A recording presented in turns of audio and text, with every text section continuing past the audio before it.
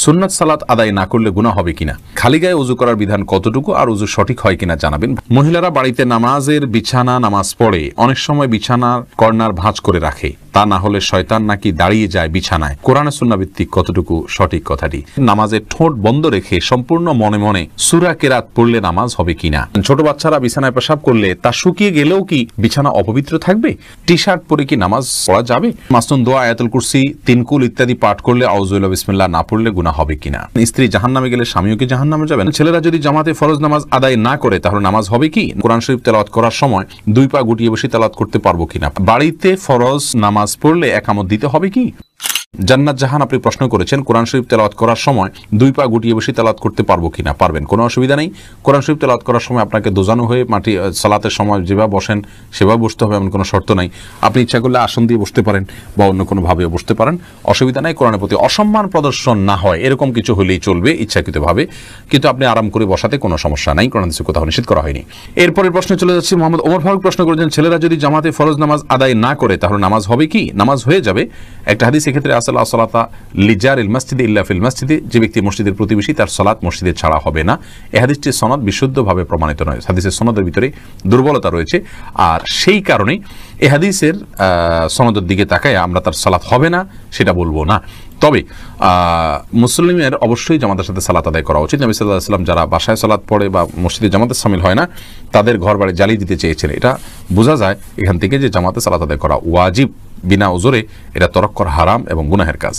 বাড়িতে ফরজ নামাজ পড়লে একামত দিতে হবে কি? যদি আপনি একাকী ফরজ সালাত আদায় করেন, অন্য কেউ জামাতে শরীক হতে পারবে সেই সম্ভাবনা থেকে আপনাকে জোরে জোরে একামত দিয়ে তারপরে সালাত আদায় করা উচিত। কোনো একটি বর্ণনা দ্বারা বোঝা যায়, হাদিসে কুদসিতে আসছে, একজন ব্যক্তি কোনো এক জায়গায় রাখাল, তিনি একাকী দাঁড়িয়ে আজান দিচ্ছেন এবং একামত দিয়ে সালাত আদায় করছেন, তার আশা যদি কেউ শরীক হয় তার সাথে, যদিও কেউ সেখানে দেখছেন না আপাতত তাকে, তারপরও তিনি করেছেন, এ ব্যক্তির জন্য বিশেষ ফজিলতের কথা রয়েছে হাদিসে কুদসিতে।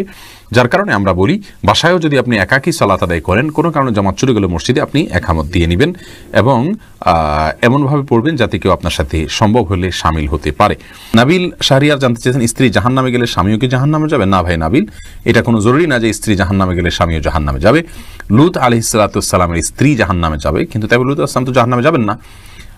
অতএব স্বামী স্ত্রী একে অন্যের জাহান্নামে যাওয়ার উপর অন্য জাহান্নাম নির্ভর নয়, বরং প্রত্যেকের আমল নির্ভর করবে, আমলের উপর নির্ভর করবে তার জান্নাত জাহান্নাম। আল্লাহ সুবহানাহু ওয়া তাআলা বলেছেন, লাইসা লিল ইনসানি ইল্লা মা সাআ, মানুষ নিজে যা করে সেটাই সে পাবে, অন্য কি করলো না করলো তাতে তার কিছু আসবেও না যাবেও না। আল্লাহ অন্য আয়াতে বলেছেন, লা তাজিরু ওয়াজিরাতুন ভিজরা উখরা, একজনের বোঝা, পাপের বোঝা অন্যজন বহন করবে না। অর্থাৎ স্ত্রী অন্যায় করলে তিনি জাহান্নামে যাবেন, স্বামী জাহান্নামে যাবেন না, বিষয়টি এরকম না। যার যারটা আমলের কারণে তিনি পুরস্কার বা তিরস্কারের উপযুক্ত হবেন।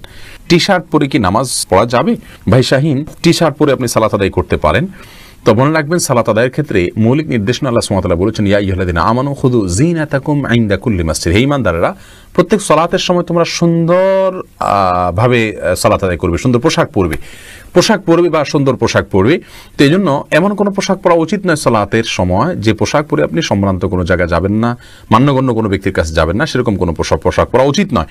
অতএব আপনি চেষ্টা করবেন যে পোশাক পরলে আপনাকে খারাপ দেখা না যায়, দৃষ্টিকটু দেখা না যায়, ভিন্ন ব্যতিক্রম মনে না হয়, এবং আপনি এটা পরে ভালো কোনো জায়গায় যেটি ইতস্তবোধ করেন না সেরকম পোশাক পরে সালাত আদায় করবেন।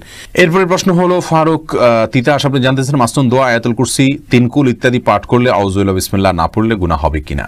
ভাই ফারুক, মাসনুন দোয়ার শুরুতে আউযুবিল্লাহি বিসমিল্লাহ পড়ার দরকার নেই, কারণ দোয়াগুলাই হলো আল্লাহর জিকির, সরাসরি আউযুবিল্লাহি বিসমিল্লাহ বলার উদ্দেশ্য আল্লাহর জিকির করা। তাছাড়া কোরআন হাদিসে কোথাও আমাদেরকে দোয়াগুলোর আগে বিসমিল্লাহ পড়ার কথা বলা হয়নি, আউযুবিল্লাহর কথা বলা হয়নি। আল্লাহ সুবহানাহু ওয়া তাআলা এরকম নির্দেশ করেননি।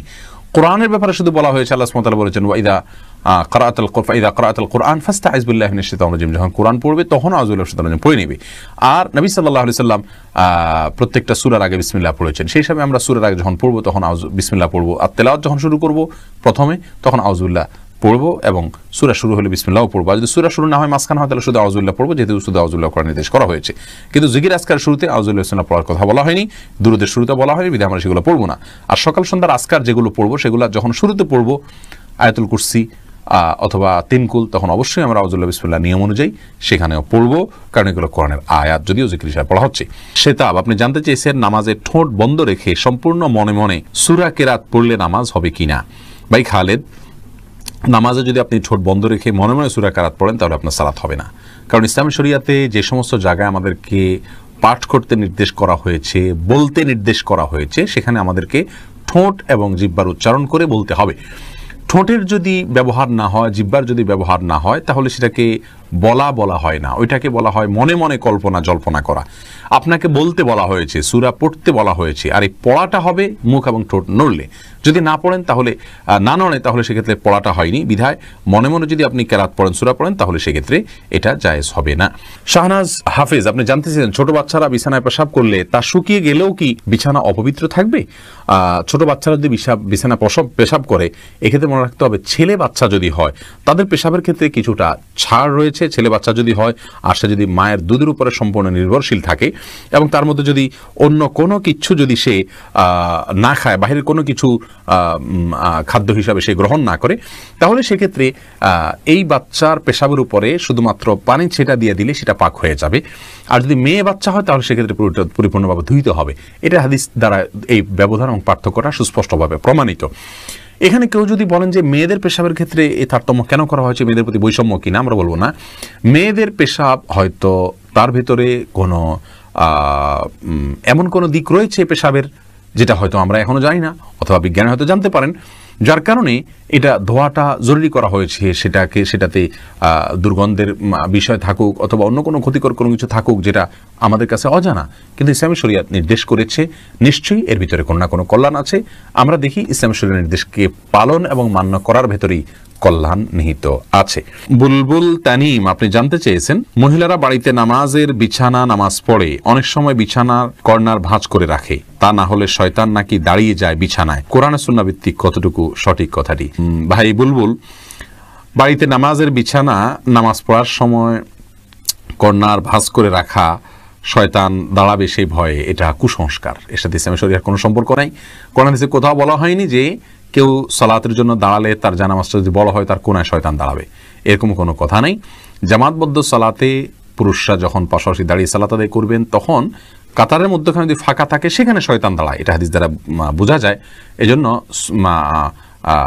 মানে নির্দেশ করা হয় ওয়ালা তাদাউল ফুরুজাত লিশায়াতিন, অর্থাৎ শয়তানের জন্য কোনো মাঝখানে ফাঁকা জায়গা রাখবে না। কিন্তু জায়নামাজের বা মুসাল্লার কোনাকাংশিতে শয়তান দাঁড়ায়, এরকম কোনো কথা ইসলামী শরিয়ার কোথাও নাই, কোরআন হাদিসের কোথাও বলা হয়নি, বিধায় এটি ভিত্তিহীন কথা। রাকিব কাজী সালেহ, আপনি জানতে চেয়েছেন খালি গায়ে ওযু করার বিধান কতটুকু আর ওযু সঠিক হয় কিনা জানাবেন। ভাই রাকিব, ওযুর ক্ষেত্রে শরীয়তে খালি গা বা জামা কাপড় পরা কোনোটি নির্দেশ করেনি। অতএব ওযুর ক্ষেত্রে আমরা খালি গায়ে যদি থাকি তাহলে কোনো প্রকার অসুবিধা নেই। ওযুর ক্ষেত্রে আপনি খালি গায়ে ওযু করতে পারবেন, কোনো সমস্যা নেই। সুন্নাত সালাত আদায় না করলে গুনাহ হবে কিনা? ভাই রাকিব হাসান, সুন্নাত সালাত আদায় না করলে বড় কোনো গুনাহ হবে না। গুনাহ তো অবশ্যই হবে, গুনাহ শব্দের অর্থ হলো ক্ষতি। সুন্নাত তরক করলে তো ক্ষতি হবেই। নবী সাল্লাল্লাহু আলাইহি সাল্লাম ৫ ওয়াক্ত সালাতের আগে পরে যে সুন্নতে মুআক্কাদাগুলো, এগুলোকে খুব গুরুত্বপূর্ণ সালাত হিসেবে আদায় করেছেন। অতএব সেগুলোকে যদি আপনি তরক করি বিনা প্রয়োজনে, বিনা কারণে, বিনা ওজরে, তাহলে তো ক্ষতি হবেই, গুনাহ তো হবেই অর্থে। কিন্তু গুনাহ বলতে কবিরা গুনাহ, বড় কোনো পাপ যেটা কারণে শাস্তির সম্মুখীন হইতে হবে, এরকম কোনো গুনাহ হবে না, কারণ এটি ফরজ বা ওয়াজিব নয়। আর ফরজ ওয়াজিব না হলে সেটা তরক করলে বড় কোনো গুনাহ হয় না।